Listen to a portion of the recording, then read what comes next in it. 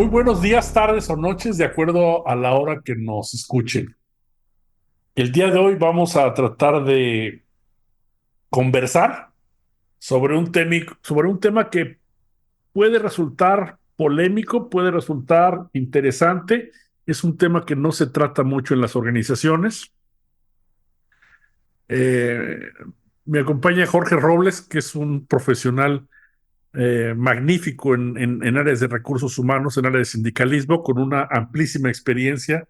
Además, es una gran académico y lo que quiero es que tratemos de abordar el asunto de la ética laboral. A veces parece mentira de la ética laboral. Te propongo, Jorge, que primero me des oportunidad de hacer una primera introducción para tratar de dar un marco de la plática y luego le sigue, si eres tan amable, ¿correcto? Perfecto, perfecto. Aquí estamos a tu disposición. Perfecto. Cuando hablamos de ética en los negocios, de ética laboral, normalmente estamos hablando de que se hablen de que no se violen las reglas del derecho, de que no se vaya a violar la confidencialidad de las informaciones, el ejercicio de las libertades de los demás. También se habla mucho de eliminar la discriminación, el nepotismo, el abuso del poder sobre las personas y los bienes, que no exista un clima de tiranía, que no se violen las reglas de la casa, evitar o detectar o gestionar y que no existan sobre todo conflictos de intereses. Yo he hecho algunos trabajos para algunas empresas en donde he hecho códigos de ética, en donde los códigos de ética muchas veces, quiero decir que quedan demasiado volando.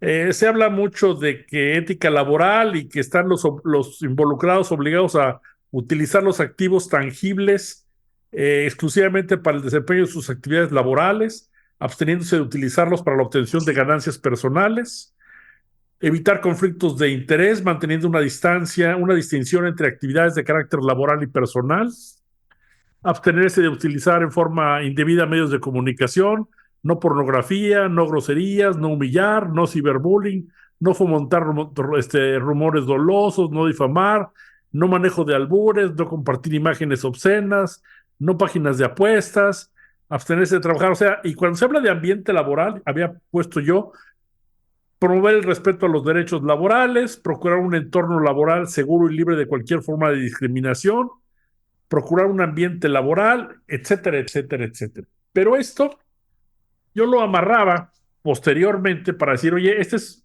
muy por arriba el código de ética, ¿no? Y lo decía yo, vamos a hacer después un código de conducta, que el código de conducta no es otra cosa más que qué es lo que se vale y qué es lo que no se vale hacer en la organización. Y llegamos a trabajar un código todavía más experto de que si eran conductas intolerables dentro de la organización y decíamos una especie de 10 o 12, nos decían, esto ya no es intolerable que se haga, esto no tiene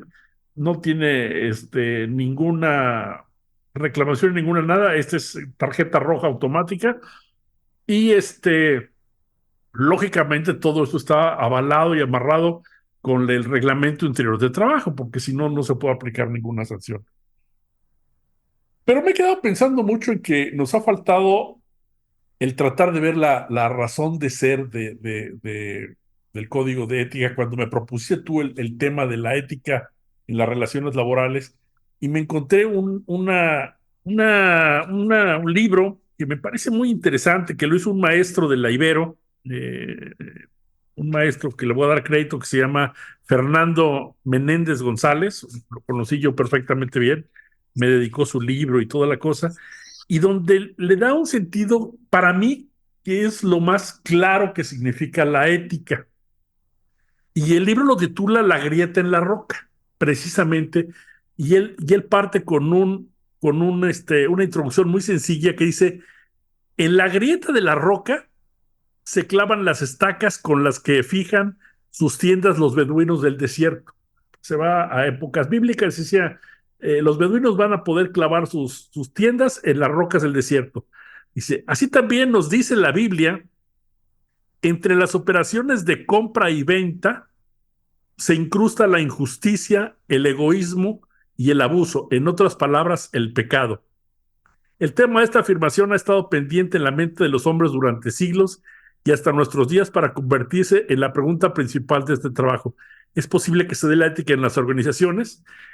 Este origen bíblico, y es muy interesante porque él dice que a pesar de que fijaban las tiendas en las rocas para que no se las llevara el viento, entraban esas pequeñas piedrecillas y iban aflojando esas estacas en donde clavaban, ¿no? Y entonces hablan mucho de que esto es lo que sucede en las operaciones de los humanos, en las operaciones de compra y venta.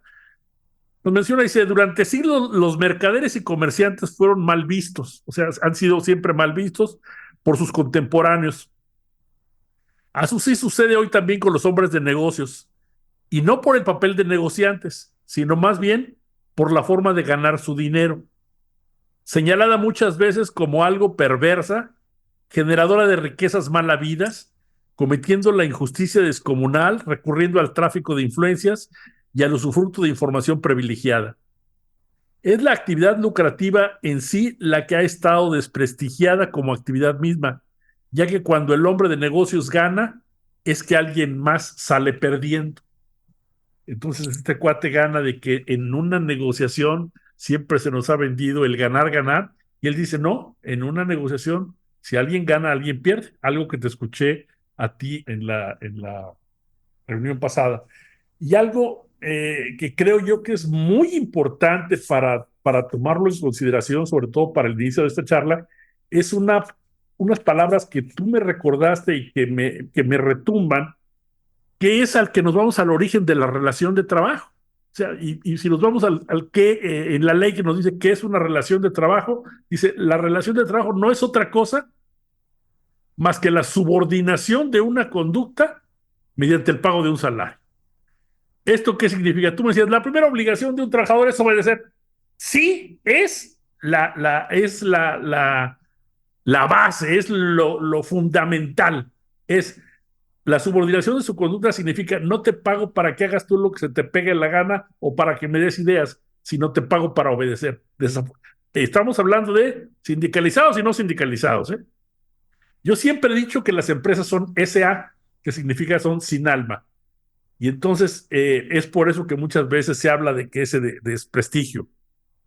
Y este mismo libro nos da una solución bien, bien sencilla para saber si hay un problema o una solución ética a un asunto. Y nos dice, ¿por qué no le haces 3 preguntas cuando estés tú en una negociación o en un conflicto que tú creas que hay conflicto de ética? Y el primero dice, ¿es correcto desde un punto de vista a largo plazo? O sea, esta negociación que estás tú haciendo, ¿qué va a pasar con ella a largo plazo? O sea, no se vale matar a la gallina de los huevos de oro, sino lo que se tiene que hacer que esta negociación sea exitosa a largo plazo.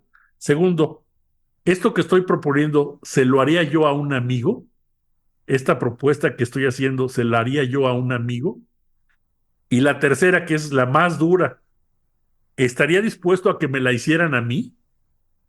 Que esta es una regla de oro en los negocios. O sea, esto que estoy proponiendo se lo haría yo a un amigo y luego podría haber algunas 3 suplementarias que es, me gustaría que se publicara esta acción en los medios de comunicación, le contaría este caso a otros y quién sale perjudicado con esta acción.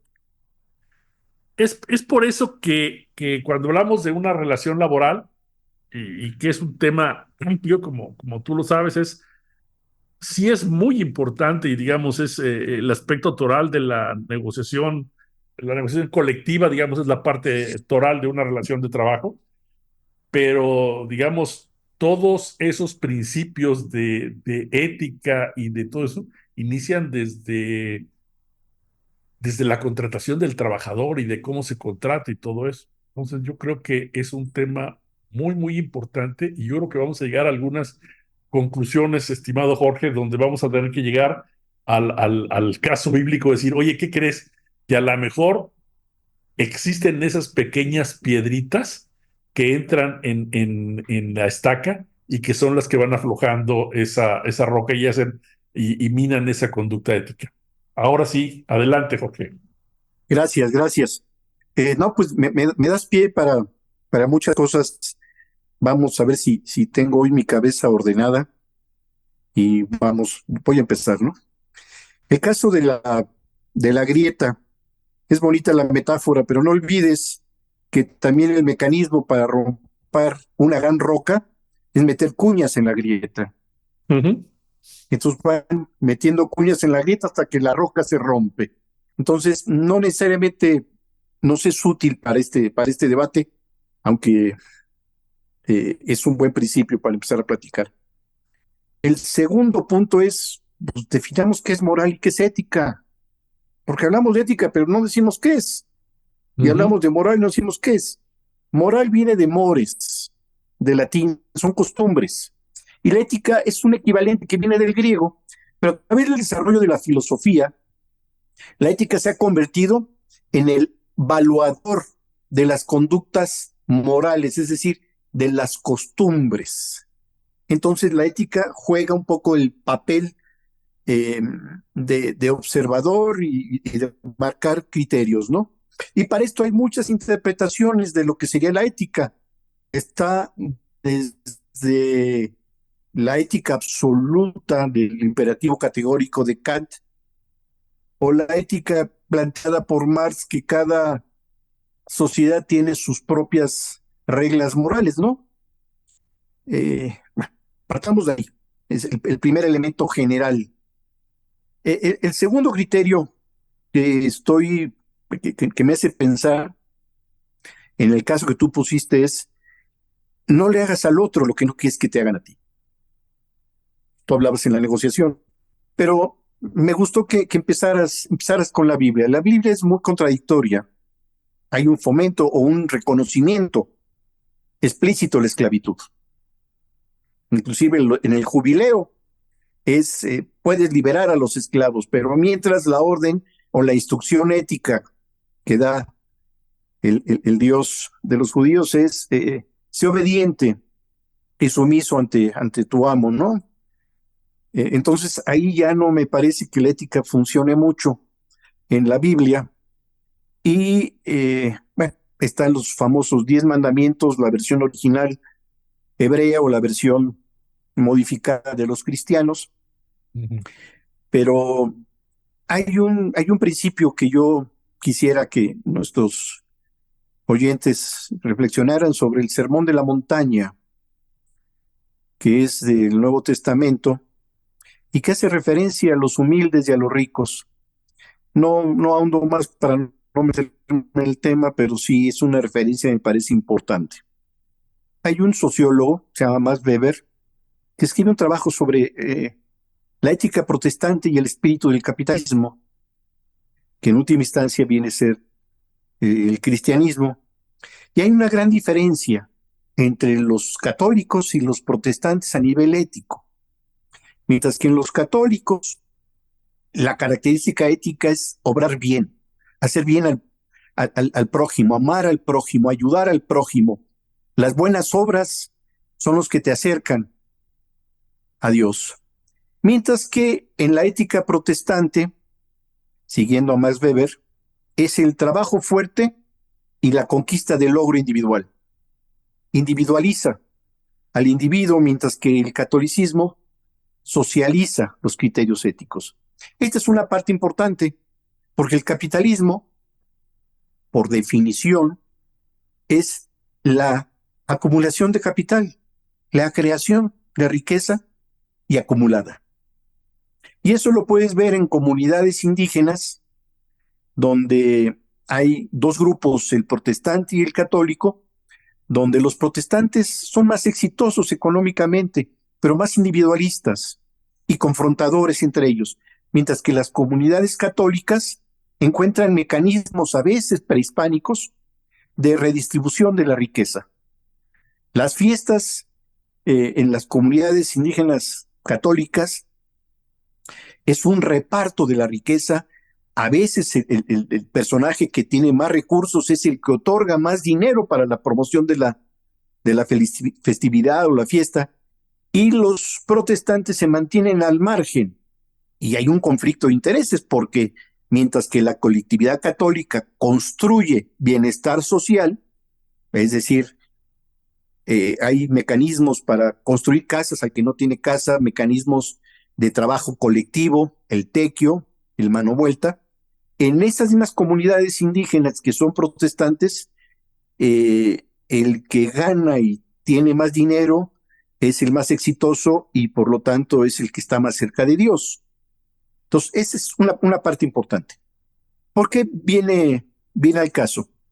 Porque el capitalismo está basado fundamentalmente en la creación, más bien en la acumulación de riqueza, en la acumulación de capital.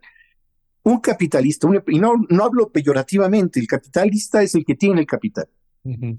y no el dinero, que es distinto capital y dinero. El dinero no trabaja, el capital se invierte, se contrata mano de obra, fuerza de trabajo, se contrata infraestructura, maquinaria, se produce una mercancía, se vende y tiene que venderse con ganancia para volver a reinvertir. Si no hay ganancia, no hay capital, por lo tanto la empresa puede quebrar. Entonces, la ética en el capitalismo es una ética salvaje y por eso se genera tanta desigualdad, donde pocos tienen mucho y muchos tienen muy poco. Y eso les toca a ellos confrontar en las relaciones contractuales, personales, para conseguir trabajo, en una desventaja terrible. El individuo tiene que negociar con un tipo que tiene todo el poder económico y si no acepta las condiciones de que tiene el poder económico, no le dan el trabajo y buscan a otro. Y entonces aparece la necesidad de la equidad. No es lo mismo igualdad que equidad. No sé si quieres que hable un poco las diferencias entre equidad e igualdad, pero no No, es lo no, no, mismo. no, no, va más bien. Eh, Sí, déjame nada más retomarte ok, un sí, poquito seguimos con de, la ética. sí, sí, Ok, del inicio. sigo con la ética. Sí, déjame retomarte un poquitito A del ver, inicio y le sigues. El inicio es, sí. cuando te hablaba del concepto bíblico, de ninguna forma me voy a referir a ninguna religión, ¿eh? Simple y sencillamente me estoy refiriendo, y en ese aspecto de ética es muy importante, me estoy refiriendo al pueblo judío, por eso me estoy refiriendo al Antiguo Testamento, a los usos y costumbres del pueblo judío. El pueblo judío, que yo creo que son hasta la actualidad los que mejor manejan el capital o el dinero en todo el mundo, ellos desde hace más de 2000 años, no más, como 3000 años, estaban muy preocupados y por eso dan esta metáfora de la grieta en la roca, donde dice, ¿hasta qué punto un préstamo debe de ser razonable y cuándo un préstamo se convierte en usura? Para ellos es muy importante el apoyar a sus mismos miembros de su comunidad y se prestan mucho entre ellos, ¿no? Y se prestan con unos ciertos intereses, hacen negocio entre ellos. Pero una gran preocupación que ellos siempre han tenido es decir, oye, ¿y dónde está esa medida donde me puede decir, te hago un préstamo justo o este es un préstamo ya de usura? Y es precisamente lo que da esa metáfora. Es decir, a veces son esas pequeñas piedrecillas o esas pequeñas donde un cambio, donde no hay una zona blanca o una zona negra, sino hay zonas grises. Y a veces eso es mucho de lo que nos ocurre en las conductas éticas, ¿no? Es decir, normalmente es difícil de distinguir esto es ético y esto no es ético, sino muchas veces nos movemos en zonas que son zonas grises. Y creo que que ese es el gran problema, estimado Jorge. Ahora sí, adelante. Mira, yo creo que el problema está en la diferente transparencia, en lo que, y no hay grises. Es totalmente transparente porque no sabes cómo resolver un conflicto, pero como tienes un principio, sabes perfectamente lo que no debes hacer porque violas tu principio. Eso es fundamental. Si, y eso lo ligamos al planteamiento que hiciste, no quiero hacerle al otro lo que no quiero que me hagan a mí. Y lo retomamos de la discusión pasada. El mentir me parece que es antiético. Tú decías, me pareció una paradoja. Yo sí miento al iniciar la negociación porque no puedo entrar con mis cartas abiertas, pero soy muy ético y no me robo ni un peso. Me autoriza mi patrón el 5%, pero se dio el 3% y entonces el otro 2% yo lo distribuyo en mecanismos de retabulación. Ujú. Para mí, eso es ético, el no robar, pero es no ético el mentir, porque no quiero que me lo hagas a mí. De entrada, ese es el primero básico. Dos, si yo acepto el mentir para conseguir un objetivo, estoy sacrificando los medios por los fines, es decir, el fin justifica los medios. Y eso es totalmente antiético. No puedo yo sacrificar el fin total con unos medios que no van acordes al objetivo final. Y entonces, en una negociación colectiva, no puedo yo inventar de que la naturaleza humana es perversa, somos mañosos, somos tranzas, y por lo tanto no puedo abrirme de capa, y entonces para conseguir un buen objetivo yo tengo que mentir y usar. Eso es antiético. Pero lo peor es que la contratación muchas veces de personal de recursos humanos y asesores, quizás como tú, los contratan por resultados, no por el método en que consigue los resultados. Conseguiste el objetivo, la meta, palomita, sigues, puedes tener hasta aumento de salario. Y el calificar o definir criterios en función de resultados es abandonar las formas en que consigues el resultado. Para mí lo fundamental es que el resultado vaya acompañado con métodos consecuentes al resultado final. Volvamos a la negociación. Ujú. Si tú me hablas con absoluta libertad, y yo sé que en tu caso, tú no creo que seas empresario por lo que me has platicado de ti, entonces tú estás subordinado al patrón y el patrón te pone límites y objetivos. Y tú estás subordinado, porque si no te subordinas, pierdes el trabajo. Hay una película que recomiendo a nuestros oyentes que se llama Hombres de Negocios, que está en Netflix, donde los recortes y los ajustes de Ujú. personal le pega a los directores de recursos humanos. Sí, sí, Y sí. entonces ves la tragedia. Y ellos, por mucho que se pongan la camiseta, yo soy la empresa, pues están aterrorizados también si no cumplen con el objetivo. Ujú. Entonces, cuando el objetivo es la ganancia, y eso es el capitalismo, y ahí regreso a Weber, el objetivo es la ganancia, no me importa cómo la consigas. Por lo tanto, no tienes criterios éticos para la relación, y eso dificulta cualquier relación con los trabajadores. En Ujú. el caso de los trabajadores, tú quieres tratarlo de iguales, no somos iguales, estamos en desventaja. No podemos competir individualmente con un hombre, con una empresa o con un consorcio multimillonario. Entonces inventamos los mecanismos colectivos y así se inventan los primeros sindicatos para negociar en colectivo, obteniendo mucho mayor fuerza Ujú. A y ver, Jorge, poder sí, Jorge, tratar de equilibrar sí, Jorge, en la mesa la negociación. déjame tratar de simplificar esto porque me hace mucho ruido el cómo poder negociar. Tal vez utilicé mal la palabra de mentir, sino no la tengo precisa, pero déjame tratar de darte un ejemplo. Tú, Jorge Robles, me dices, oye, Alfredo, fíjate que necesito que me prestes 100,000 pesos. Y suponiendo, sin conceder que yo los tengo, y te digo, sí, Jorge, sí tengo, sí te los presto. Tendríamos que poner algunas condiciones. Lo primero es, oye, ¿en qué tiempo me los vas a pagar? Y luego y el segundo es, oye, ¿qué interés estarías tú dispuesto a pagar? Y entonces ahí tendrías tú que, de alguna forma, tendríamos que empezar, no sé si es negociar, no sé si es esto, para hablar de qué plazo estamos hablando, porque a lo mejor tú me dices, ok, ¿sabes qué? Te lo pago dentro de 2 años. Y a lo mejor yo te digo, ¿sabes qué, Jorge? No, no, no, no aguanto ese plazo. Entonces, tú me vas a decir seguramente qué plazo.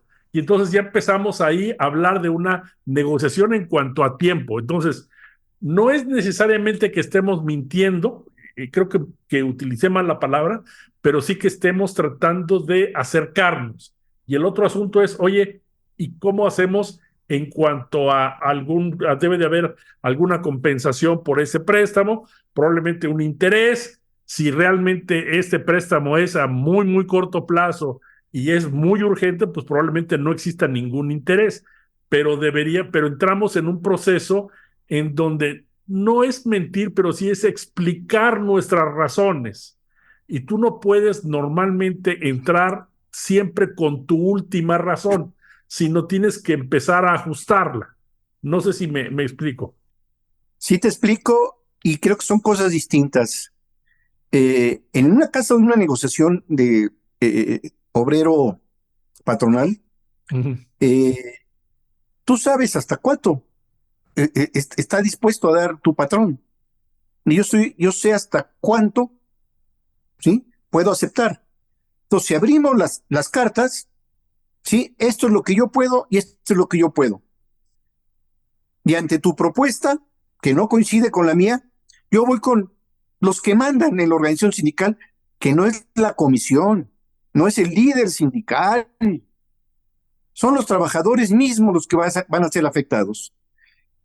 Y en tu caso, vas y discutes con tu patrón, mira, si no hacemos esto, corremos este riesgo. Y nosotros hacemos lo mismo. Tu patrón decide, nosotros decimos, si no hay acuerdo, no hay contrato. Es decir, cualquier relación en en la amistad, en el noviazgo, en el matrimonio, en un pequeño condominio, hay acuerdos. Y los acuerdos se hacen en función de qué tanto puedes conceder y qué tanto no puedes conceder. Yo le llamo consenso. El consenso no es la unanimidad de pensamiento, es de las cosas que tú propones, yo las analizo y veo cuáles no me parecen tan importantes, pero son muy importantes para ti. Entonces, para llegar a un consenso, yo puedo sacrificar esto que no es importante para mí. Y tú, si buscas el consenso, ves qué cosas de las que a mí son importantes, para ti no importan. Y entonces vas a conceder en ellas. Y entonces vamos a llegar a un punto de acuerdo. Esa parte no me molesta, esa parte es parte de la negociación. Lo que me parece deshonesto es decir, no se puede más que el 5%. Si no se puede más, no discutamos, te lo acepto o no te lo acepto. Igual yo quiero el 7%. Tú no lo aceptas. Bueno, entonces no hay de acuerdo. Y se rompe la relación y aparecerá como que rompemos a través de una huelga o simplemente no hay contrato, no hay acuerdo, no hay... Y me voy para otro lado y te vas para otro lado. A mí lo que me parece muy importante es que saber que con el que estoy sentado en la mesa me va a hablar con la verdad y me va a decir, esto no me lo van a permitir los accionistas. ¿Por qué? Porque ya me lo negaron. Puedo ir a plantearles el problema. Y yo te voy a decir, a mí me parece bien lo que tú propones, pero yo no puedo tomar la decisión, tengo que ir con la gente a que ellos tomen la decisión. Y entonces tus Entonces, patrones dirán, no acepto, y vendrán los conflictos, y la gente mía dirá, no acepto, y vendrá el conflicto. Pero puede ser al contrario. Bueno, no es tan grave, puedo conceder aquí, resuelvo a otro lado, y podemos llegar al acuerdo. Esa es la parte importante, porque cuando yo sé que el otro me habla con la verdad, ya no tengo que dudar ni investigarlo. Y eso nos pasaba mucho en las juntas de conciliación. Ahora hay que ver cómo funciona con los jueces. En las juntas de conciliación, cuando sabían que nosotros llevábamos un juicio, metíamos un juicio de titularidad, una demanda de titularidad, la recibían de inmediato y sabían que lo hacíamos porque teníamos la seguridad de que teníamos a la mayoría de la gente. Que no estábamos bloqueando, que no era un desgaste inútil, ¿sí? Y seguía el proceso. Y esa es una postura que nos ganamos con el tiempo. Lo que vale de ti, lo que vale de mí, no es tu dinero, no es tu discurso, no es tu ideología, es tu palabra. Si tú sí, sí, faltas a tu sí, palabra, sí, porque, perdiste fundamentalmente lo más importante. Entonces, en la mesa, ¿qué tenemos que crear? sí, No Jorge, necesariamente tenemos que pensar igual. sí, Empezar con la confianza de que estás hablando la neta y yo hablo la neta. Y entonces, ¿cómo acercamos si es que queremos si es que podemos acercar. Y no Mira, significa inflexibilidad. ujú. Significa que yo sé que me hablas con la verdad, yo te hablo con la verdad, tenemos un problema, ¿cómo lo resolvemos? Aquí lo interesante es, estamos hablando del papel de los negociadores. ¿Cuál es el papel del negociador? Porque si todo se resumiera a posiciones encontradas, si nos vamos a lo más teórico, es una organización sindical hace un emplazamiento, en ese emplazamiento pide unos determinados porcentajes tanto de incremento como de todo lo que necesiten pedir, lo hacen y lo ponen en su pliego. La parte patronal atiende al pliego, estudia y hace una propuesta. Y en ese caso sería, si no se cumple al 100% esa propuesta, lo que diría es, yo empresa estoy dispuesto a llegar hasta aquí y tu sindicato, por supuesto que tu pliego fue, para mí es tu aspiración, esto es lo que yo puedo hacer, esa es la respuesta, y adiós, ya no nos volvemos a ver hasta que tal vez intervenga la autoridad o se estalle la huelga y se califique esta de quién es esto, porque ya no habría, ya no tienen razón de ser los negociadores. ¿Por qué? Porque la parte sindical va a decir, oye, pues si yo hice el pliego y lo hice bien hecho y con conciencia y todo, no tengo por qué estar rebajando. Y la empresa podría decir lo mismo, oye, si yo te respondí a ese este pliego hasta donde puedo llegar, pues entonces estamos ya en estas instancias y entonces ya no hay más que hacer. Y entonces Mira, ya no existirían los negociadores. No es sé si me falso. doy a entender. Sí te das a entender, pero es un razonamiento que yo no sigo. Si yo tengo confianza en ti y me dices no puedes, es porque en verdad no puedes. Y si yo te digo, dame las pruebas de que no puedes, porque yo hice mi investigación Ujú, y recurrí a muchos expertos, y ujú, tú puedes estar errada, y tú me das las pruebas de que no puedes, entonces el sindicato analiza, es decir, el colectivo, no los dirigentes, analizan las posibilidades. Y entonces ahí se ve si hay acuerdo o no hay acuerdo.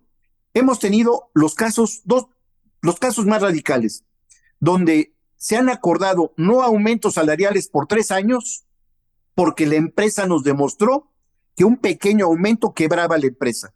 Era una pequeña empresa de la rama textil. Hicimos el análisis y la gente dijo, prefiero seguir con mi chamba como estoy y no quiero arriesgar que truene la empresa. Pero la empresa nos lo demostró. Y está el caso contrario, donde no era creíble la empresa, se muestran a los trabajadores la propuesta y dicen los trabajadores, nos tratan mal, somos sobajados, humillados y mal pagados, que va a quebrar la empresa, que quiebre la empresa. He vivido los dos casos. ujú. La primera era textil, la segunda era de plásticos. ¿De qué depende? De la relación que establezcamos entre nosotros de confianza total. Es el primer elemento. Entre la confianza que nosotros ofrecemos como colectivo, no estoy hablando de negocio, como colectivo es, no defendemos a rateros, no defendemos a pillos, no defendemos a irresponsables. Cuando alguien comete una falta de esas, no hay defensa colectiva. ¿Por qué? Porque eso desprestigia la palabra colectiva del sindicato y no nos permite negociar con la empresa. Y si la empresa cumple con equivalentes, hemos visto que salen jefes de recursos humanos despedidos. ¿Por qué? Porque no cumplía con esa normatividad. Ujú. Una de las empresas nos quiso imponer un sindicato de la CTM que por desgracia o fortuna acaba de tener un tiroteo en la Junta de Conciliación y hubo muertos. Y entonces, ¿qué hicimos? Nos dirigimos al extranjero, en Nueva York, expusimos al sindicato que la empresa quería imponernos y eso desprestigió al director de relaciones laborales y el que salió despedido fue él.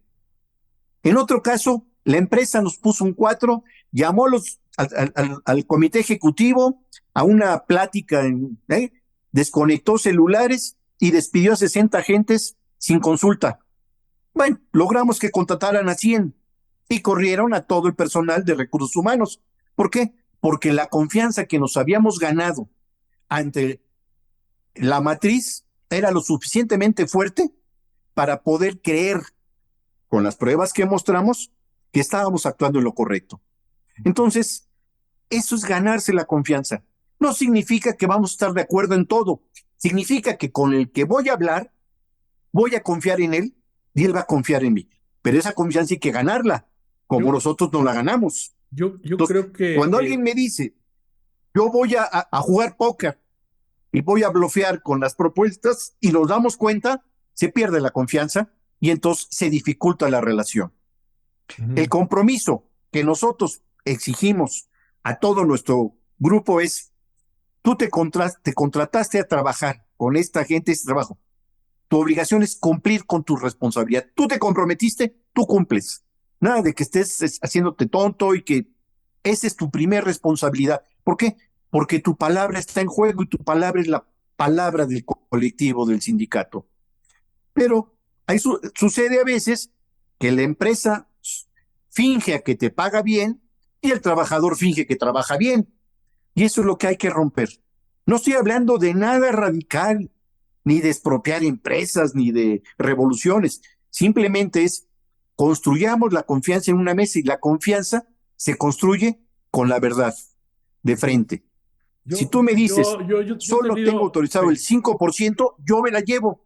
ujú. Y al Normalmente, llevármela, sé que me estás normalmente, hablando con la verdad y yo, buscamos otros mecanismos que quizás tú ya no accedes a ellos porque eres un empleado más y buscamos otros mecanismos para que quien te da las instrucciones y la dirección haga la reflexión. Y ujú, nosotros también hacemos el análisis. Nos ujú, te- nosotros preparamos las revisiones 6 meses antes. ujú, Tenemos cursos especializados de análisis de contrato colectivo. Tenemos cursos eh, personalizados para las comisiones, ujú, para que sepan cómo asumir, cómo entender, que no los ujú, engañen, que ellos no se comporten de una manera falsa. Y entonces preparamos 6 meses, cualquier revisión, incluyendo fondos de resistencia. ujú. Y eso nos da la posibilidad de sentarnos con plena seguridad y con la verdad en la mesa. Es lo Eh, que esperamos de las relaciones con ustedes. Mira, estimado Jorge, yo también tengo muchos años de experiencia. Tengo desarrollado, ahorita tengo un curso en línea con el IECA, en donde participaron cuatro miembros del FAT, que Benedicto me hizo favor de mandarle, le di 4 becas. Es un curso, creo yo, muy exitoso. Está muy bien posicionado. Tenemos ya 6 o 7 generaciones. Tengo toda una metodología de evaluación de contrato colectivo que la he comparado contra la que conozco de de Arturo Alcalde y creo que están bastante similares en cuanto a metodología. Creo que son buenas. Entonces yo te puedo decir que he sido académico por más de 30 años y en eso soy experto. También quiero decirte que hasta la fecha sí he sido asalariado y orgullosamente he sido asalariado. Ahorita soy jubilado, pero tengo una empresa y tengo empresas y he tenido siempre empresas de toda la vida en mi familia y con mis hermanos. Tengo una empresa en Guadalajara de alquiler de equipo para eventos y la cual está funcionando y funcionando muy bien. Creo que el asunto clave, y en eso podríamos estar los dos totalmente de acuerdo, es que se requiere confianza. Yo estoy totalmente de acuerdo en que lo primero que he hecho yo, tengo seguramente más de 100 revisiones de contrato colectivo donde yo he participado directamente, y para tener una negociación efectiva, lo primero es tener la confianza del líder, del que representa, y segundo, que el líder realmente represente a los trabajadores y que tenga él la confianza de los trabajadores. Y como bien dices tú, son muchas pláticas que se tienen que poner argumentos que a veces no se pueden exponer públicamente, porque hay algunos asuntos que, pues, que no le deben no le competen totalmente a la, a toda la base trabajadora, ¿no? Por ejemplo, a mí me fue muy difícil explicarles, y se lo tuvo que explicar a un líder sindical, que en un determinado año, que fue un pésimo año de ventas, cuando fue la crisis financiera de los 80 y tantos, 84, sin embargo, dimos el mejor reparto de utilidades que se ha dado en toda la vida, pero eso no fue ninguna razón de los trabajadores, sino todo se debió a que Olivetti tenía un terreno valuado en muchos cientos de millones de dólares, y el cual se vendió ese terreno, y en ese terreno, lógicamente, se vendió y hubo utilidades y muchas utilidades, y se tuvieron que repartir. Era difícil explicarles a los trabajadores cómo en un mal año se va a dar tanto dinero, pero logramos tener una muy buena comunicación con el líder sindical, y funcionó. Y con esa misma confianza, como tú hablabas, confianza con el líder sindical, fue en esa ocasión que en una ocasión me dijo el líder sindical: ¿sabes qué? Esto ya está resuelto, creo que estamos completos bien, creo que estamos satisfechos, creo que la gente se va con una buena revisión, pero tengo grupos todavía de jóvenes todavía muy briosos, y que lo que quieren es ver qué se siente tener una huelga. Y fue con toda esa confianza, que manejamos una huelga muy sencilla de un par de días, para que ellos tuvieran esa experiencia. Fue por confianza, no fue por traicionar a la gente ni nada, ni meterlos en la picota. Y si tú opinas que se debería de meter en la cárcel al líder, me quedo y guardo tu opinión. Yo lo que digo es, estoy totalmente de acuerdo contigo en que debe de existir esa confianza. Yo he tenido muchas revisiones en donde el líder me dice: esto es lo que tú me estás ofreciendo, esto es lo último. Yo le digo: mira, este es el último número al que puedo llegar. Y ellos me han dicho: mira, yo creo que probablemente estemos muy cerca, pero lógicamente yo no me comprometo a cerrar con ese número. Yo lo que más me comprometo es a tratar de explicarles al grupo, a la comisión y a las gentes, y a ver qué nos puede llegar. Y a pesar de ser asalariado, yo siempre he tenido muy claro y mucha confianza cuando una directiva me decía: tienes esta cantidad para cerrar. Yo le decía: oye, no me juegues a mí con los números, donde me estás diciendo que se puede dar un poquito más y tú lo vas a guardar. Si me estás dando también, estamos hablando de confianza, y entonces me estás dando el último número. Y entonces, si nosotros construimos, como bien dices tú, esa cadena de confianza, es cuando podemos lograr algo. Porque yo, cuando le decía al sindicato: oye, hasta aquí llego, es porque hasta ahí llego. Esto se implica que, aunque llegara el presidente de la Junta o el secretario del Trabajo o algo así, no se iba a otorgar un punto más, porque se estaba llegando a lo que podía la empresa en ese momento y en ese tiempo, el poder, de acuerdo a sus costos y todo eso, el poder llegar. Pero yo creo que aquí lo que más valoro, y creo que en eso no tendremos ninguna diferencia, es el cómo construir esa confianza, ¿no? El segundo elemento que hay que tomar para mí desde el punto de vista ético es quién toma las decisiones.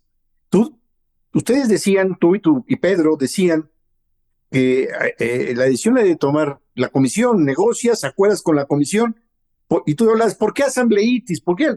No, me parece que es ético que sean los trabajadores quienes toman la decisión. Sigo pensando que el líder sindical que provocó la huelga merece cárcel. Te hace que no vamos a discutirlo. Sigo pensando porque faltó a la confianza. Es un abuso de confianza. Pero el segundo elemento es quien toma las decisiones son los afectados, los que van a sufrir las consecuencias. Y no solamente es cuestión de dinero, es de la administración del contrato colectivo, de la forma de trabajar, las condiciones internas, de los ritmos, etcétera, ¿no? A, Es totalmente sí. antiético que un dirigente tome las decisiones. Ujú.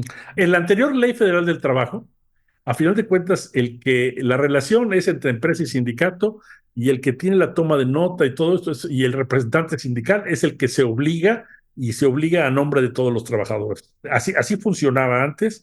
Y no solamente eso, Y por eso sino la reforma laboral es nuestra. por eso, y él constituía una comisión revisora, podían constituirla bien, regular o mal, pero lo que yo siempre, antes, yo le decía a los trabajadores, a los miembros de la comisión revisora es, señores, muy buenos días, vamos a poner las reglas de cómo vamos a negociar, qué días, mucho estamos parecidos y los damos clases de este asunto, lógicamente tenemos una metodología, ¿no? Y entonces yo lo decía, primero vamos a tratar de desahogar todas las cláusulas administrativas, luego vamos a tratar de desahogar todos los convenios departamentales y hasta el final llegaremos a la carnita que son los asuntos económicos, pero cuando menos ya estamos, ya ganamos mucho más, pero yo siempre les decía lo primero es, ustedes cuando los nombró la asamblea les dio el poder de tomar la decisión por la asamblea, sí o no,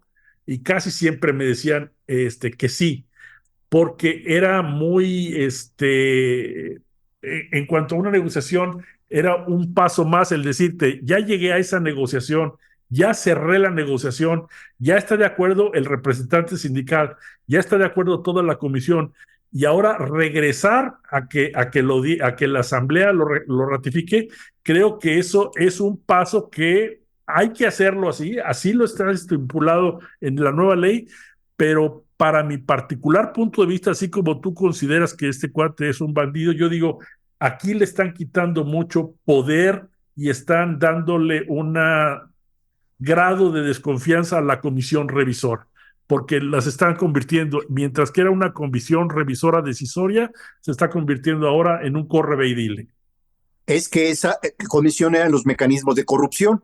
Esta reforma laboral es nuestra, no es de los empresarios. Fue nuestra para evitar las corruptelas de las comisiones y los dirigentes sindicales. Para mí es un gran avance. Eso tenía que haberse hecho desde antes. Y los estatutos de todo sindicato así debería plantearlo desde antes. Esta reforma la impulsamos nosotros en esos términos. ¿Cómo podemos eliminar o qué mecanismos podemos ir utilizando para evitar la corrupción? Y entre esos mecanismos es todas las decisiones finales las toma la Asamblea. La ley lo establece, me parece excelente, es propuesta nuestra desde hace más de 40 años, es un gran avance. Por supuesto que para los empresarios es más fácil negociar con 5, tomar el acuerdo con 5 y ya no hay y ya no se consulta. Pero los mecanismos de corrupción eran muy sencillos. Compras al líder sindical, compras a la comisión y las puedes comprar de muchas formas. No solo con dinero, simplemente lo subes en el tabulador y lo pones en la punta de la pirámide del tabulador y nadie se dio cuenta que recibió dinero, pero empieza hay malos manejos del uso de la representatividad. Sí, Eso se llama democracia directa, sí, pero no también representativa. sí, Para nosotros es un avance, sí, para ti es un pero retroceso, está una, claro. sí, una No te voy a mala, convencer sí, de lo contrario, no, no, pero ya que lo se sé. muestren las dos posturas. Y yo también te quiero decir que una mala acción, difícil, yo creo que una mala acción siempre va a ser conocida. O sea, si se intentó, si se corrompió al líder sindical, si se le dio a la comisión revisora, porque así como tú dices, yo estudio a la empresa y sus estados financieros y todo, yo también, yo digo, yo hago mi trabajo y yo estudio a todos los miembros de la comisión revisora y digo, ¿quiénes son? ¿Cuál es su ficha personal y a quién representan? ¿De qué departamento están? Y normalmente lo que trato es de que existan gentes o le pido al sindicato que se incluyan gentes que tengan una gran probidad y un gran respeto entre todos sus compañeros. Normalmente gentes que tengan más edad, que vayan a hablar por eso, más experiencia, pero que siempre se incluyan algún miembro o dos miembros muy, muy jóvenes para que se vayan ventilando estas cosas y a lo mejor a veces es bueno el escuchar posiciones que tal vez en un principio puedan resultar un poco fuera de tono, pero creo que le van a dar un poquito más de vida a esa negociación. Pero lo primero que te digo es, estoy Bueno, totalmente de solo acuerdo que contigo, es siempre y cuando exista confianza, confianza. ahora, sobre eso que tú planteas, lo que tú pides, me parece que está de más que tú pidas, no son los empresarios ni sus representantes los que deben pedir las condiciones de cómo debe estar formada una comisión. Es asunto interno, es parte de la autonomía y esa la defendemos a capa y espada. La defendemos a capa y espada. Entonces, más bien yo diría, más que pedir, supongo que tú crees en Dios, pues reza para que funcione así, pero no tienes ningún derecho a solicitar criterios para cómo formar la comisión. Ese es trabajo del propio sindicato. Nosotros intentamos mantener formados a los trabajadores. Y mira, hasta en nuestras experiencias hay casos que me parecen indebidos, no digo nombres, no pongo espacios, pero nos ha tocado que la condición que ha puesto un patrón para firmar el contrato colectivo final es que se despida a los trabajadores, al trabajador, los trabajadores que iniciaron el conflicto. Y entonces un dirigente sindical, con tal de ganar un contrato colectivo, ha aceptado en 2 ocasiones, y eso me parece dentro de los propios sindicatos una forma de corrupción, y lo digo abiertamente. Sí, sí, sí. Es traicionar a Yo, quienes inician un movimiento, ¿no? Es sí, una traición yo lo que te digo es, y es más asquerosa porque se puede manejar con la bandera de sindicatos independientes, democráticos y autónomos. Eso no lo puedo permitir. no todos los sindicatos Viene. y no todos los representantes sindicales, así como yo te diría, no todo pastor conoce a su redil, no todo dirigente sindical conoce a la base trabajadora. Muchas veces conoce más a la base trabajadora, la gente de recursos humanos, que el líder sindical. Por eso Pero el líder sindical no escoge a la comisión. Es que es la clave.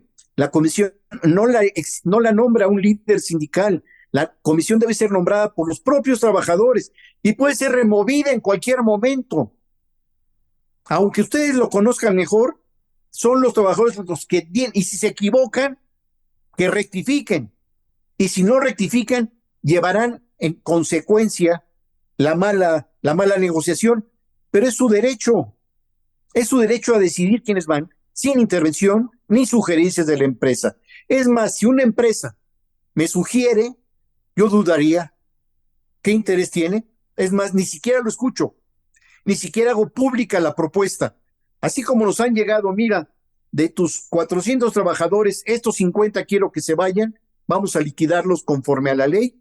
Yo ni siquiera acepto la propuesta, no permito que la empresa determine la vida interna ni cómo le vamos a hacer. estamos hablando desde el inicio Es autonomía sindical. de esas pequeñas piedritas que pueden romper la confianza o algo así, pero yo lo que diría es el problema que yo lo he vivido, y discúlpame que te lo diga a ti, porque normalmente el problema que existe es de que llega el líder sindical muy bravo, arregla todo el asunto, el abogado externo de la empresa llega y normalmente son muy buenos amigos y se arregla todo el asunto y ya se hizo la revisión del contrato colectivo, se acabó, ya se dieron la mano, se acabó. Y yo lo que te digo es, ¿y el día después qué pasa?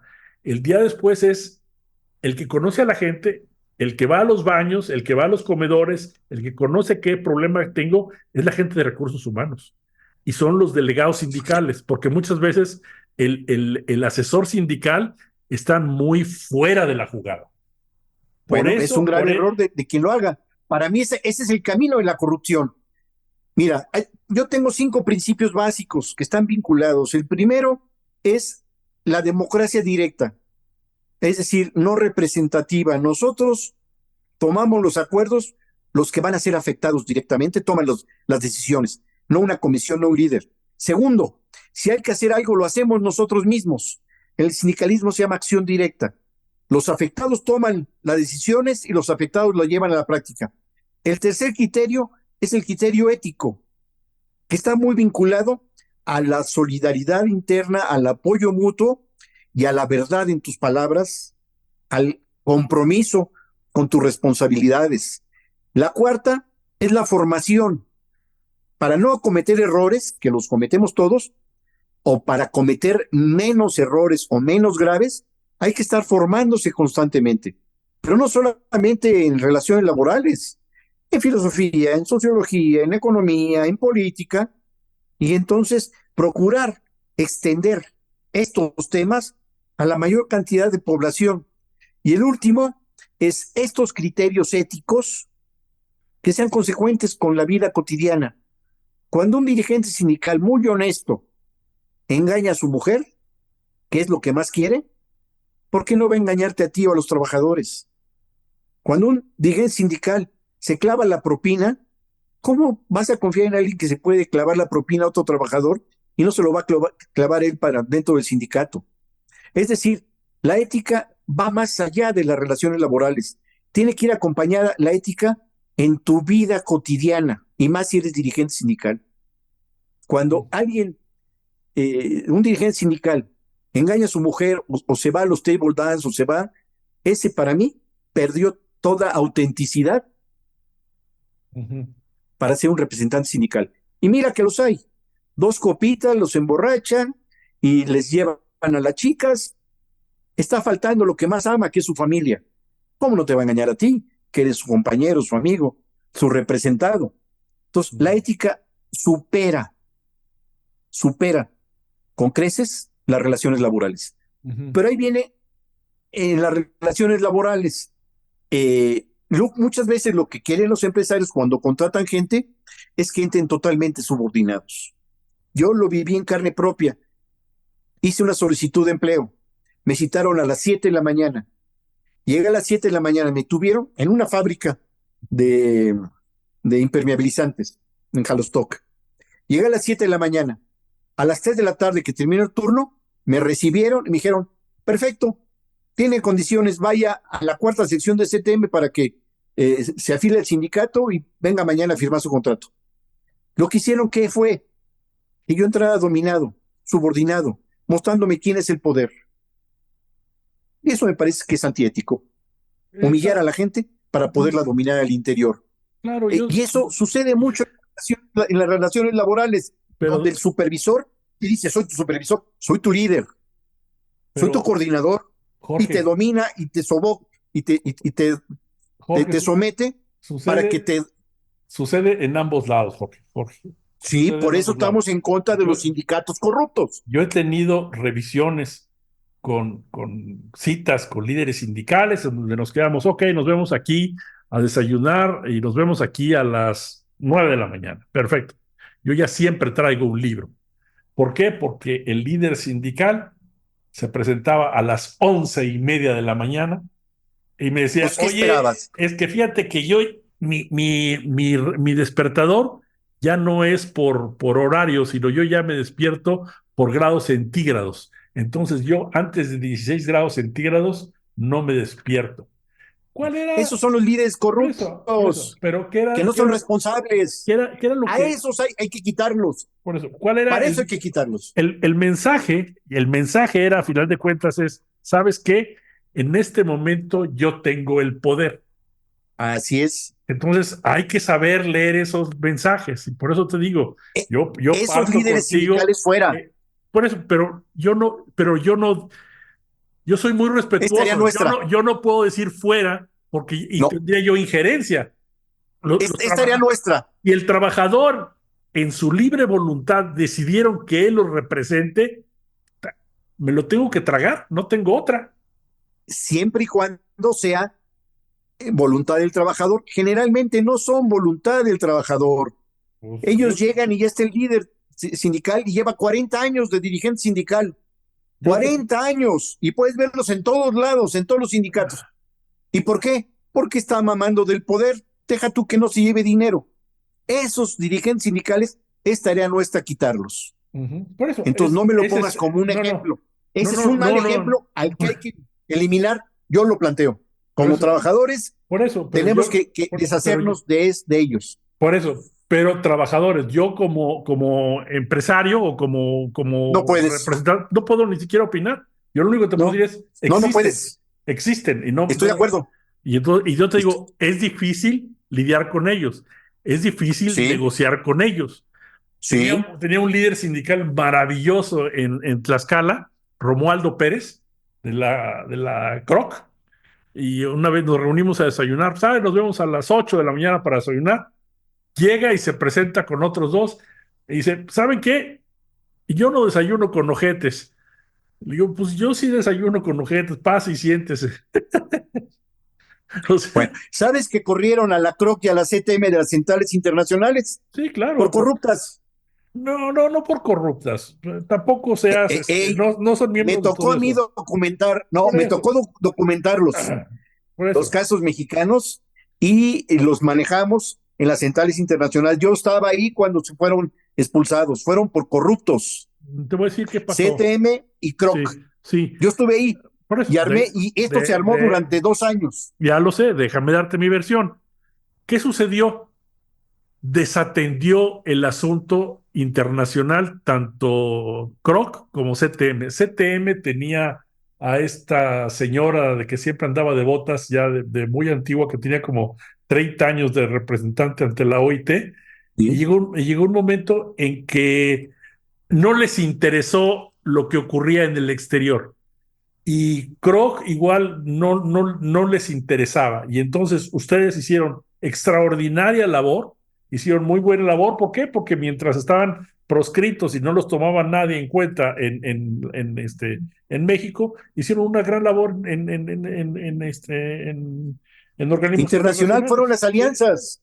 claro, Fueron claro, las claro, alianzas y documentamos, entregamos carpetas completas documentadas de claro. la corrupción y al final los Hicieron corrieron. ustedes muy buen trabajo porque además se supieron acercar a organismos internacionales para que les ayudaran también económicamente, porque tal vez ustedes no tenían todo el soporte económico y también, por Así ejemplo, es. les ayudó la Friedrich Ebert, la Konrad Adenauer o algo así, que ese para mí es válido, ¿eh? Hicieron bien su trabajo, o sea, yo no les quito un solo punto, creo que hicieron muy buena labor, muy buena labor.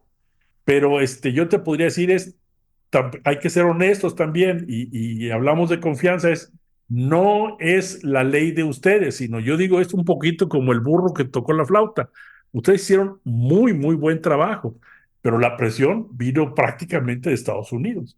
¿Y Estados Unidos por qué vino la A ver, presión? Porque la ¿a qué presión, te refieres? Estados Unidos decía, yo no firmo un pacto comercial con México si no viene incluido un aspecto laboral. ¿Por qué? ¿Y Porque quién crees que lo metió? hay demasiada corrupción en México porque yo inicio un juicio y nunca sé cuándo lo termino, no sé ¿Quién cuándo crees tiene que lo un precio inició? y cuándo. Pues, lógicamente ¿Quién crees ustedes. que, quién, y cómo crees que lo hicimos? Tuvimos alianza con los sindicatos canadienses y norteamericanos, mostramos eso, los trajimos, tuvimos lobbies con los senadores y negociadores de Estados Unidos, venían a México, se entrevistaban con nosotros, luego iban a la Secretaría del Trabajo, hablaban con el presidente de la República, con el secretario del Trabajo, pero fue un trabajo de mucho tiempo, Ujú. primero en el Tratado de Libre Comercio, con los acuerdos paralelos en materia laboral. Y todo se inició porque ellos, los sindicatos norteamericanos y canadienses, estaban muy preocupados de qué iba a pasar y vinieron a México como si no conociera nada y cuando hablaron con CTM y Kroc vieron que no estaban en la jugada y no percibían. En cambio, cuando llegaron con nosotros y además habíamos construido la Red Mexicana de Acción frente al Libre Comercio, entonces empezamos a hablar en serio los riesgos que significaba el Tratado de Libre Comercio y ahí Ujú. iniciamos las alianzas. Lo Ahora, mejor que trajo Jorge, el Tratado de Libre Comercio fueron las alianzas sindicales ahora para nosotros. estamos hablando de confianza, Jorge. Estamos hablando de establecer Sí, confianza. sí. Sí, yo creo que aquí hay ganadores y perdedores. Yo creo que en esas ligas con sindicatos canadienses y sindicatos americanos, ellos no van de barbas ahorita, porque ahorita lo que quieren hacer, lógicamente, y están haciendo una gran labor de cabildeo, es, oye, ¿sabes qué? Con eso del nearshoring y todo esto, se están llevando demasiados empleos fuera de Estados Unidos. Nosotros queremos que regresen algunos empleos a México. Y esos Lo que teníamos, en un momento fueron sus aliados, ahorita se pueden convertir en sus enemigos. mira, siempre fueron nuestros aliados y ese fue el criterio del inicio de la relación, porque les preguntabas, inclusive hay un caso, bueno, les preguntabas, oye, ¿por qué están apoyándonos? Y entonces ellos decían, hay un dumping laboral. y se están llevando las empresas. ¿Por qué? Porque las condiciones laborales en México son terribles. A Ujú. nosotros mismos nos conviene que ustedes mejoren sus condiciones laborales. Eso es lo fundamental. Y dos, si nos descuidamos, vamos a terminar a como están ustedes, absolutamente subordinados a los empresarios. Entonces tuvimos claro, no hubo engaño entre nosotros. Ujú. Ellos apoyaban las condiciones laborales para que mejoraran, para que fuera mucho más, menos atractivo para las empresas norteamericanas dejar las condiciones en Estados Unidos y Canadá, y a nosotros nos fortalecía porque obligaba a que las condiciones laborales, por ejemplo, en la industria automotriz, mejoraran. No hay engaño, no hubo truco, no eran falta de confianza, lo No, teníamos claro pero y las alianzas se mantienen. pero Es más, hay intereses que pueden estar controvertidos. Por ejemplo, tú bien lo dices, industria automotriz. Dices, lógicamente no se están metiendo a revisar todas las empresas y la industria textil y qué está pasando en Veracruz o qué están pasando con las prácticas sindicales en Tlaxcala o las prácticas sindicales en Tabasco o en... No, ellos están muy focalizados en su industria automotriz. ¿Por qué?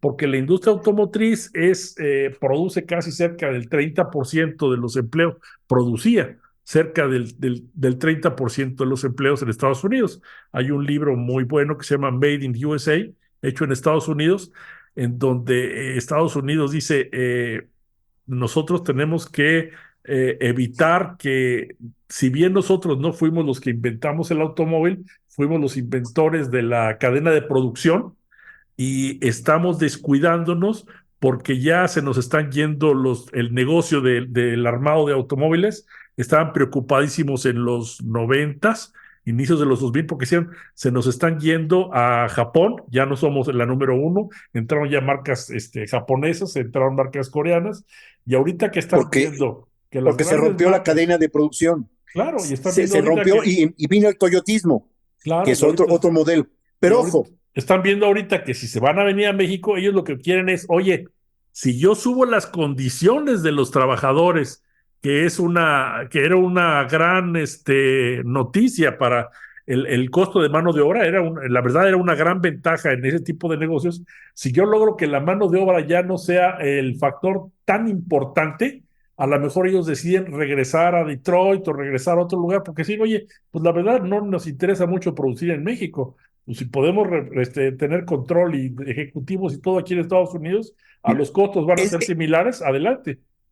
la economía se comió esa postura que tú tienes con la globalización y para eso aparecieron los estándares, los ISO 9000 y compañía, donde tú podías contratar, donde te conveniera comprar tornillos, siempre y cuando cumplieran con los estándares que le marcabas.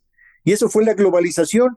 Y entonces dejó de producirse en un solo país y en una sola planta todos los materiales y materia prima y material para construir cualquier cosa. Y entonces vino la carrera de los ISO y cada vez se fueron abriendo a más espacios. Eso no fue por lo que me estás planteando, eso fue por la globalización y fue el motivo, más bien eso fue motivado por la crisis. La crisis en economía se llama la tendencia decreciente de la tasa de ganancia. Nunca vas a ganar el mismo porcentaje si sigues invirtiendo el total de tu ganancia en un mismo proceso de trabajo. Porque el primer mes, el primer año ganarás el 100%, pero si inviertes ese 100%, ganarás el próximo año quizás el 90%, sigue siendo mucho, pero ya perdiste ese 10% que ganabas en el primer año. Al 20º año quizás ya estás ganando el 50% de tu inversión, que es muchísimo dinero, pero es mucho más bajo que el 100% original. Y entonces las formas que buscaron fue deslocalizar empresas y después de deslocalizar empresas es dividir el proceso de producción no solamente en varias fábricas de un país, sino en varios países. Y entonces una empresa en Singapur, otra en Brasil, otra en Guatemala y otra en Estados Unidos producían la misma calidad de tornillos para la maquinaria que estabas construyendo. Ese es otro proceso distinto al Ujú, sí, que sí, estás sí. planteando. Claro, Y eso está muy sí, por trabajado, eso. muy Sí, sí, estudiado. sí. Entonces, ahora, Mientras espérame, mientras les dé el déjame costo. acabar. Para mí el problema es esta tendencia decreciente de la tasa de ganancia que hasta ahora se ha demostrado que es inevitable, es como una ley del capitalismo. Esa la encontró Marx y lo explica muy bien en el capítulo 1 del Capital. Pero aquí, sobre las alianzas funcionan y cuando dejen de funcionar dejarán de ser alianzas. Eso, no, eso lo tenemos claro. Eso yo no tengo ninguna duda. Lo importante es que esas alianzas puedas construir esas relaciones de solidaridad y apoyo mutuo, que es una cuestión ética. Yo no sé si los empresarios son solidarios entre ellos porque ellos están en competencia consigo mismos. Nosotros no. Nosotros buscamos la solidaridad con el gremio a nivel internacional y el apoyo mutuo. Mientras eso se construye adelante, cuando no se pueda construir, ni modo, la alianza se romperá y se establecerán nuevas alianzas en función de las condiciones. Ay, Nosotros aprovechamos las como, condiciones de los 90 para empezar a construir estos acuerdos laborales y que se vuelven, ahora sí, obligatorios en el nuevo Tratado de Libre Comercio. Y es un gran triunfo otra vez de nosotros, no de los empresarios. Más mira, bien, eso les duele a los empresarios. como empresarios nosotros hablamos de la solidaridad y la de la subsidiariedad, que esto es, te ayudo, soy solidario contigo, te ayudo, pero también soy subsidiario, es, te ayudo solo hasta cierto tiempo, no te ayudo para siempre, hasta que tú... En nosotros, la solidaridad no tiene condición, es el principio básico. Yo te ayudo no porque me convenga a mí mañana, te ayudo porque lo necesitas. Y Claro, cuando dejes de necesitarlo, ya no es vas a... más fácil su papel. Acuérdate que aquí eres solidario Está bien, con tu competencia. Tal vez tú no has sido empresario, por eso es difícil que lo comprenda, lo tengo claro, ¿no? por eso estoy aprendiendo mucho con Ajá, estas charlas. sí, sí, El por otro eso. día me decías que era necio porque no coincidía contigo. Yo te decía, no, no es necedad, porque no estoy queriendo competir contigo. Me decías, es que tú nunca pierdes, nunca pierdo porque no estoy en competencia. Que pierdan los que están en la carrera. Yo no estoy compitiendo contigo. Yo estoy aprendiendo de ti. Y no me vas a ganar ni una porque yo no estoy en la competencia. ¿Quieres competir? Búscate otro. Ajá. Conmigo no vas a ganar ni vas a perder. No, no, Y yo agradezco estas discusiones porque estoy aprendiendo mucho y me da una visión hasta ahora un poco más clara que me puede servir para analizar las condiciones de alguna empresa en las cuales estemos preparando o la entrada de un sindicato democrático, autónomo, independiente o una revisión contractual o hasta la defensa de algún despido. Yo ujú. agradezco mucho esta charla y insisto, tú no te sientas derrotado ni ganador, porque No, no, no, conmigo no, no hay competencia. Ah, es no, que no, me no, no. dijiste que era necio y que no perdía.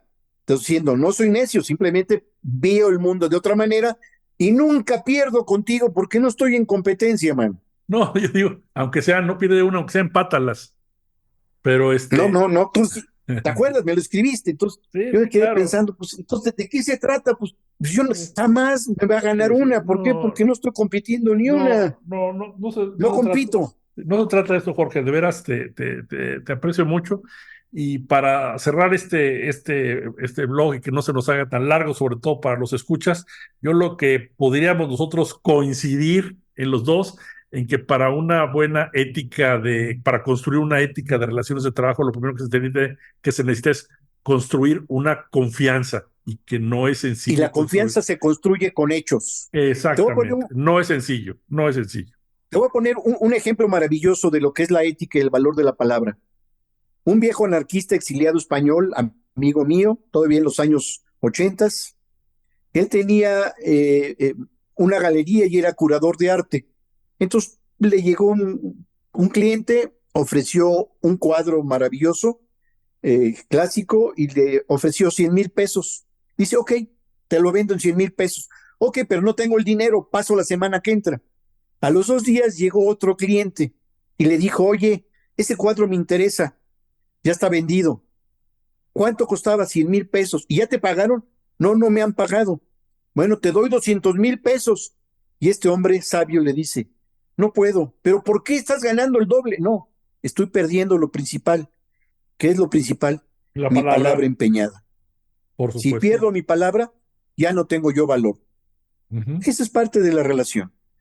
Podríamos hablar en otro momento sobre mando y obediencia y opresión y lo antiético y moral que es la opresión a través de la subordinación. Pero es materia de otro tema ujú. y insisto, no te vuelves a enojar conmigo que no te estoy ganando nada No, y pero simplemente este final estamos que, contrastando puntos de claro, vista. este final que diste me gustó y me llama mucho la atención porque habla de confianza, habla de cómo se cierra un trato y me acuerdo mucho de que la señora Moles, que era presidenta de la Junta Local de Conciliación y Arbitraje, me decía, ¿ya están de acuerdo? ¿Ya cerraron su contrato? ¿Ya están de acuerdo? Decíamos, sí, sí, ya estamos de acuerdo.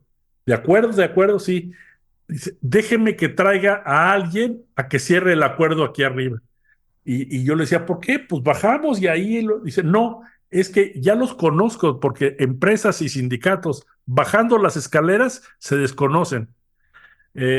Una gente que tenía una grandísima experiencia. Entonces, estoy muy de acuerdo contigo, Jorge, que lo más importante es la confianza y la confianza se va construyendo con hechos. Pues Si no se gana la confianza, olvídate. le agradecemos a todo nuestro público, a nuestra escucha, el que haya tenido esta atención. Esperemos haber aprendido este día y no me queda otra cosa más que agradecerte tu presencia, estimado Jorge. Gracias a ti y hasta luego.